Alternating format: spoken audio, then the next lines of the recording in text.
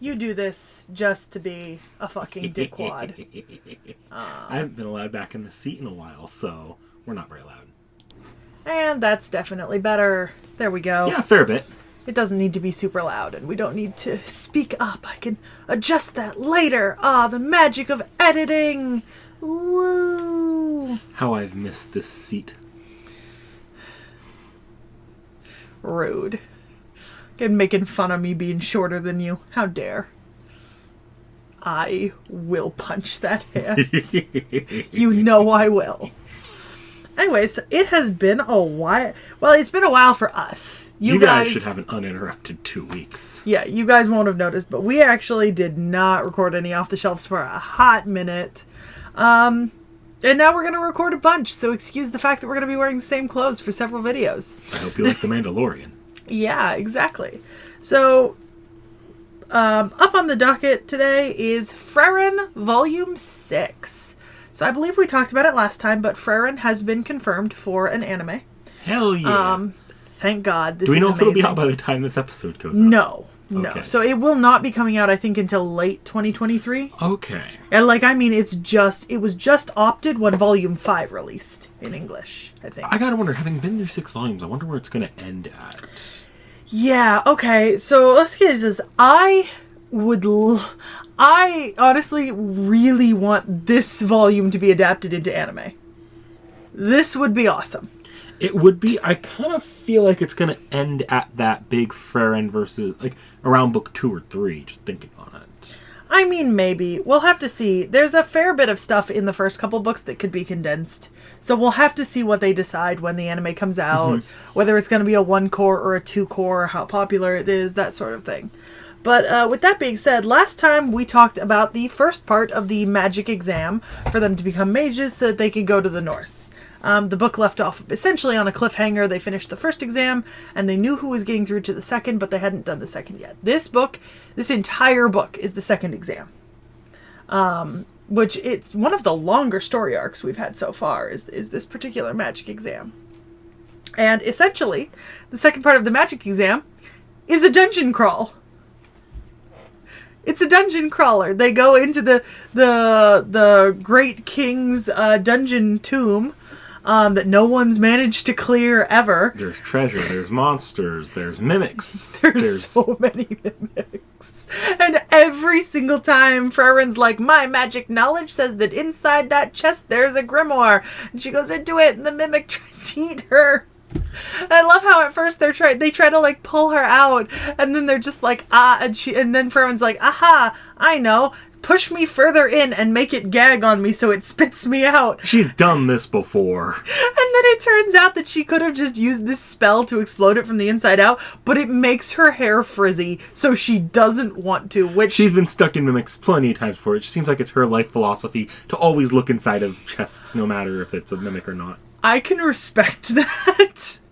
I mean, I do that in campaign a lot. Like, I like to touch Throw things. it open! I like to open things. But it's also interesting because we're dealing with a lot of characters in this one, and some of the sections of this book don't focus on Frieren or Fern, and we get no input from Stern? Most of their party just aren't in this book much. Yeah. Well, it's only the 3 of them now, remember? Because the other guy went off. Because the other guy split off. So the only one left is Stern, or I think that's his name. Something.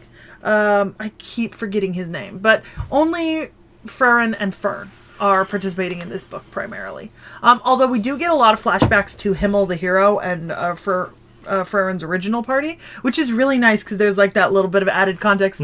I stan Himmel the hero and the whole like, we must investigate every branch of every dungeon. It's part of the rules of adventuring. I can get behind that. I can respect that. Got that completionist grind set. Yeah, I can respect the completionist grind set. But we actually meet a lot of other interesting characters, and more notably, we meet Sari, who is another elven sorcerer who trains Flamme? It's her name, something like that. And then she's the one who kind of trained Frieren. And then when she dies, Frieren like brings her will to Sari, and Sari's like, ugh, humans, don't let them learn magic. But they do, and then it's like, Frieren, if you fall, it will not be to another elf, it'll be to a human or the Demon King, because in 1,000 years, it will be the age of humans. And then we kind of get at the end, when they go in to do the second part of the second test, which is meeting with Sari, she doesn't pass Frieren because they hate each other, which is actually you hilarious. You came in expecting me not to pass you, and she almost passes her there, just for the shit of it. Yeah, but then she asks Frieren, "What's your favorite spell?" And Frieren just says a spell that creates a field of flowers, and it's just one of those things. It was Flam's favorite spell. Yeah, and Sari and Flam hate each other. Yeah. And then she sends Frieren in, and she's gonna fail Frieren at first, and then at the end she's just like, "Be my apprentice." So I would assume then that Frieren passes. Yeah. They don't actually say it, which is interesting. So I suppose we'll have to wait for book 7. But I assume Frieren passes, says no, and that ignites some new rivalry. Exactly. Also, the mechanics of the dungeon are really interesting because they're kind of it's really just a dungeon crawl. Basically, what they're told is essentially survive in the dungeon to a certain point. But there's something in the dungeon that's creating copies of them at the same power level they're at. Without a mind, but with all the same abilities and logic and reasoning. I believe it even verifies they can talk. They do one does at some point, right? No, it specifies that one doesn't. One does talk, but it also specifies that they don't have minds the same way that people do, which is why hypnosis won't work on them, which was an interesting tidbit. Yeah. And so each of the characters ends up facing against the kind of copy of another character or of themselves. And it makes the commentary that one of the interesting things is facing up against yourself means that you have to work with other people to analyze your own weaknesses and beat yourself. And Frieren is basically the final boss. Is Frieren's copy. And Fern and Frieren have to basically work together to defeat Frieren. And I really like the fact that it's we're not going to overpower Frieren, because we can't. The trick is to use a spell that she's not as, intrinsically familiar with, that she'll actually have to think about, and then just wear her down until you get an opening to kill her. And she's also got that, generic video game weakness of, when I'm doing something, my guard is down. Yeah. Which they comment that that's a rookie mistake that anyone else can get past, but Frieren just never bothered to because she was able to overcome that with other abilities. Because Sari mentions that Frieren's really kind of rough around the edges, and she's not a very delicate or complex or particularly talented mage. Mm-hmm. She's just old and experienced. She's been around a long time, and she knows a lot. And a lot of what she knows is so old that modern magicians don't use it, and therefore don't have the automatic counter to it or the that kind of thing, because she doesn't change with the times like magic does in humans. She does change what she does at the times a little bit. We did get that one a few books back where she visited that old monster that was terrorizing the town, and but he just was not able to cope with modern magic being much stronger. Yeah, but I mean, even though she does change a little, she's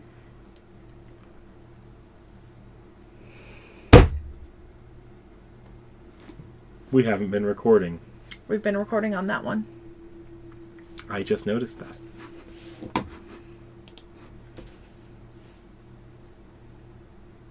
We're idiots. I want to die.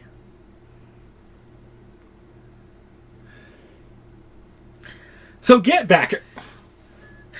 I'll just have the fucking. It's fine. It's fine. We make mistakes. We can't redo 9 minutes. It's fine. We'll just I'll put up a screenshot of us or some shit. Just get a screenshot of us both putting thumbs up with the subtitle above it, "We're idiots." What's the SpongeBob? "We're sorry, we are morons," or whatever it is. Yeah. Okay. Anyways, so how I personally think that this is one of the strongest books so far. It was really good. It's been a hot minute, so it's hard for me to really compare it to previous books. That's the only place. Because we went through the other books pretty rapidly as they were coming out.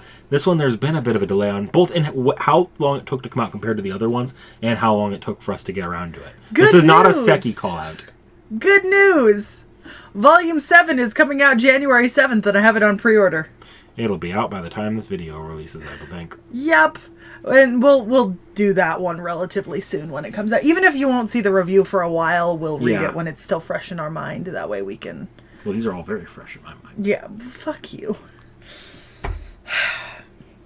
All right, well, I'm at a loss for words. I have nothing more to say. Yeah, kind of hard to recover from a fuck-up that big.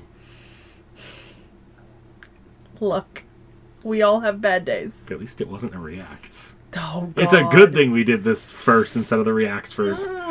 Yeah. I guess with that being said, we'll see you back for the next... It's Get Backers. I did let that out a little bit. Yep, it is Get Backers. We're going to be talking about Get Backers Volume 1.